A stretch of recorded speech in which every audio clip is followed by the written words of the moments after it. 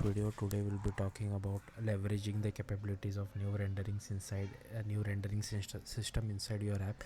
Issue: your app is using old architecture without the concurrent features of React 18. Maybe it's better to say current architecture since it's mostly used by production app. That this term refers to React Native's underlying rendering system and how it works. Both the new and old architecture is based on the communication between JavaScript and native side. Currently, the communication is handled by the bridge. Let's get over its limitation in order to easier understand the problem that the new architecture is trying to solve. It is asynchronous. The JavaScript side submits data to the bridge and waits for the data to be processed by the native side. It's single threaded. That's why it's important to not overload the JS thread and execute the animations of the UI thread. It adds additional overhead when it comes to serialization of data from JSON object. The bridge is still working fine for most cases. However, when we start to send a lot of data over the bridge, it may become a bottleneck for our app. This problem can be seen when rendering a lot of components in a long list. In the case when the user scrolls fast, there will be a blank space caused by the communication between GS and native sides being asynchronous. Essentially, what happens is that we are having a traffic jam on our bridge, with objects waiting to be serialized. The same issue with the bridge being overloaded can be seen in native modules sending a lot of data back and forth. This bottleneck is the main thing that the new rendering system is trying to solve. However, not everything about the new architecture is as good as it seems. We will also get into the drawbacks that it brings. Migrate your app to the new architecture. What is the new architecture? So starting from React Native 68, developers can leverage new capabilities of the framework. Mainly, the new architecture consists of two pillars: Fabric and Turbo module. The first one is a new rendering system, and second one is a new way of writing native models. We will get into the details later in the section. There are also two more that are essential to understanding how new architecture works. The first, code gen drastically improves developer experience by generating a lot of native boilerplate code, and second, GSI is a C++ API that interacts with any JS engine. Prior to React Native uh, 70 plus 70.5 plus, while possible, it was harder to deploy the new architecture in an app. So that's the version we are suggesting for you to upgrade CodeGen, a code generation tool that makes JS a source of truth by automating the compatibility between JS and native side. It allows for writing statically typed JS called JSPec, which is then used to generate the interface files needed by Fabric native modules and Turbo modules. Specs contains a set of files written in TypeScript or Flow that defines all the APIs provided by the native model. CodeGen ensures type safety as well as compile time safety, which means smaller code and faster execution, as both realms can trust each other around validating the data every time. To find out more about it, refer to the docs. GSI is the foundation of the new architecture. C++ API for interacting with any JS engine, in contrast to the bridge, which was asynchronous. GSI is synchronous, which allows for invoking native function faster. It lets JavaScript to hold references to C++ host object and invoke method directly on them. This removes the major overhead of asynchronous communication between JS and native by serializing objects and using the bridge. Fabric is React Native's new concurrent rendering system, a conceptual evolution of the legacy render system. The core principle is to unify more render logic in C++ to better leverage interoperability between platform host components like Vue, text, etc. are now easily initialized, resulting in faster startup. Fabric allows us to take advantage of the features introduced in React 18. Instead of the bridge, we can use GSI, which is synchronous by default. For the time in React Native is not removing the bridge completely. It's still available, so developers can gradually adapt the new architecture and GSI. However, using the bridge needs to be explicitly stated by importing it, so module not yet migrated won't work. Meta is planning to soon allow apps to run in completely bridgeless mode. Turbo modules: this is a new way of writing native modules that also leverages the power of GSI, allowing for asynchronous and order of magnitude faster data transfer from native to JS and vice versa. It is a rewrite of the communication layer between JavaScript and platform native modules like Bluetooth, biometrics, etc. It also allows for writing native modules for both platforms using C++ and introduces the lazy loading of modules to speed up your app startup time, how to turn on new architecture. In order to turn on the new architecture in your app, you need to update your app to the latest React Native 68. However, we recommend upgrading to React Native 70.5 plus, because a lot of improvements have been added to migrate your app to the new architecture. Follow this step: upgrade your app using React Native helper. Check all third party libraries that your app is depending on, and the important thing is that all of them need to be migrated. This might be a long time blocker for a lot of apps out there. Components that are not yet compatible will show a red blocks unimplemented component, and you will likely notice them. In that case, please let the library maintainers know about it, as this will speed up the adoption. Android set new arc enabled equal to 2 in gradle.properties. iOS run rtc new arc enabled equal to 1 pod install inside the iOS folder. Benefits: you are able to leverage all the latest features including React 18, Fabric, Turbo modules, and JSI. Now that you know the basics of how the new architecture works, let's go over the benefits.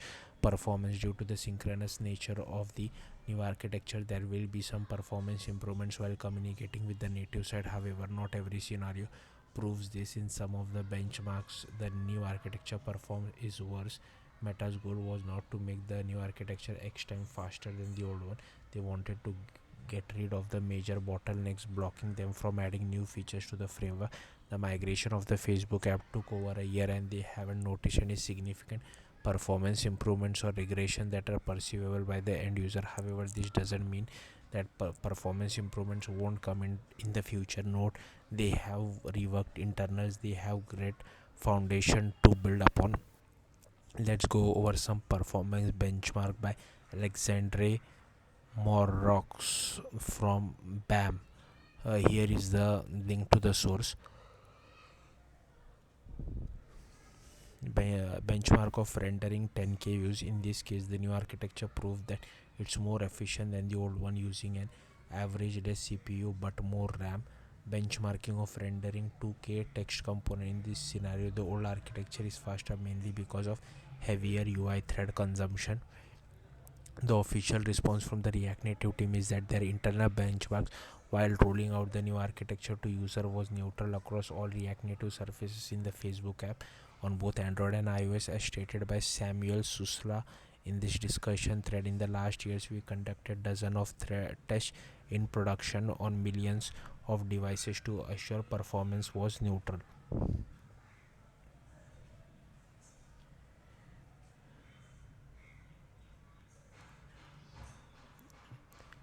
So in most use cases, you can expect a neutral performance impact without any performance regression, and keep in mind that the new architecture is getting better every single day, with many developers contributing to the repository, so the results may be totally different by the time you are reading this. Future readiness: this allows your app to leverage concurrent React features which improve UI responsiveness, suspense for data fetching to handle complex UI loading scheme, and any further React innovation built on top of its new concurrent engine introduced in React 18. Here's a discussion about the start transition React 18 feature being used in React Native. However, the author of the post didn't see any benefits compared to the web. Let's see how we can leverage React 18 start transition API in order to prioritize between two state updates. In our example, a button click can be considered an urgent update, whereas the non-urgent UI can be considered a non-urgent update. To tell React about a non-urgent update, we can wrap the set state in the start transition API. This allows React to prepare a new UI and show the old UI until a new one is prepared. In our example, we wrapped the set non-urgent value in start transition and told React that non-urgent value is a transition and not so urgent. It may take some time. We have also added a conditional background color. When you run this example, you will see that once you click on the button, the view will retain its old UI. For example, if we start at a value 1, the UI will be green. Once you click on the button, the value text UI will be updated, but the UI for the container will still remain green until the transition is completed, and the color will change to red due to the new UI being rendered. That's the magic of React's concurrent rendering. To understand it better, assume that wrapping an update in start transition renders it in a different universe. We don't see that universe directly, but we can get a signal from it using the is pending variable returned from the Use transition hook. Once the new UI is ready, both universes merge together to show final UI.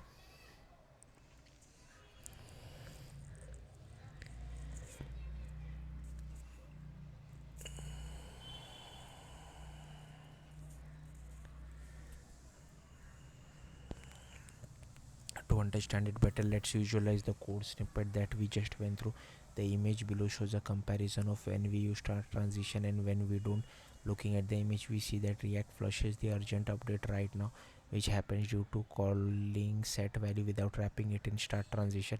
Next, we see that the React shows the old UI viewed in green for the UI that depends on the non-urgent update, which means that the updates that are wrapped in start transition. We also see a pending text displayed. This is a way for React 18 to tell us that new UI depending on the state is not yet ready. Once it's ready, React flushes it and we don't see the pending text anymore, and the view color changes to red. On the other hand, if we don't see use transition, React tries to handle both updates as urgent and flushes one once both are ready. This certainly has a few downsides, such as the app trying to render some heavy UI all at once, which may cause jarring effects for the user. With React 18, we can handle this by delaying the updates that are not urgent. There are some noticeable features in React 18 that you might want to check out by playing with linked sandboxes from React's official website. See use deferred value and start transition with React Suspense. Maintenance and support. The React Native core team can only support as many as 3 of the latest versions of React Native, and the React core team plans new feature built on the concurrent rendering engine. It's important not to fall behind, but as the cost of paying the tech debt in the form of React and React Native being far behind the current version will get higher in time. The Meta team has a dedicated capacity to help the community solve their app and library problem regarding new architecture or adoption. It's worth stating your migration early so you can identify the problems and blockers that your app may be facing. 2023 is the best time to plan and start executing the adoption of the new architecture. You can get a head start with the fine support from Meta engineers in solving your app's build and runtime issues that prevent you from migration. If you need help with performance stability, yeah, you can contact Callstack. As a React Native core contributors and leaders of the community, we will be happy to help. So yeah, we will see this chapter in the next video. Thank you for watching. Bye.